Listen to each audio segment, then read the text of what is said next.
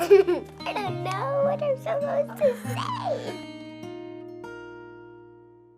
In May of 2014, we noticed Gracie had a large lymph node, and we were told it was likely an infection. So after several rounds of antibiotics, it had not shrunk. We had a biopsy done, and it came back positive for lymphoma.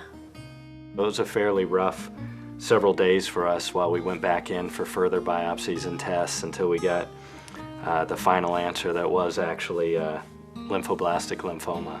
She had PET-positive lymph nodes on both sides of her diaphragm, as well as in her bone marrow. She was classified as a stage 4, and non-Hodgkin's lymphoma is always high grade. We were pretty terrified in the beginning. It was not what we expected. She was a totally healthy child otherwise. The first month was very difficult, and then eventually we kind of settle into a routine and accepting what we have in front of us.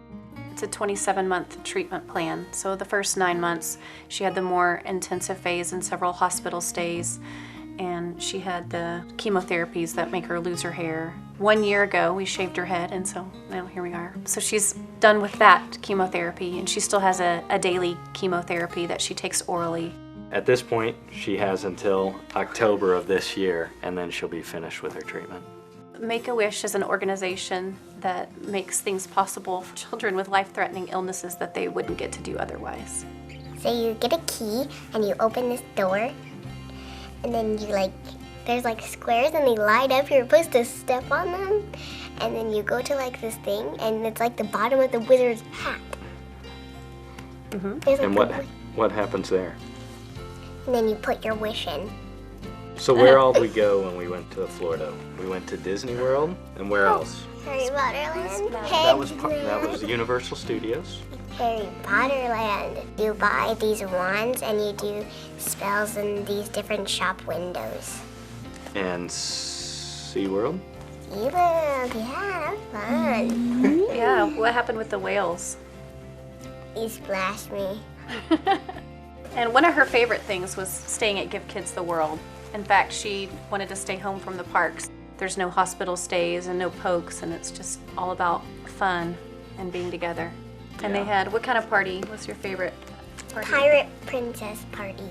It's super scary. My favorite part was probably the Give Kids the World where we stayed, just because we got to be around a lot of families that are going through similar type of life circumstance as we are. I felt very blessed to go through the whole process after all of the things that we had to go through as a family, and that there was kind of a light at the end of the tunnel, that we could go and have fun together, and that there were people that cared enough to make the donations for it to be possible.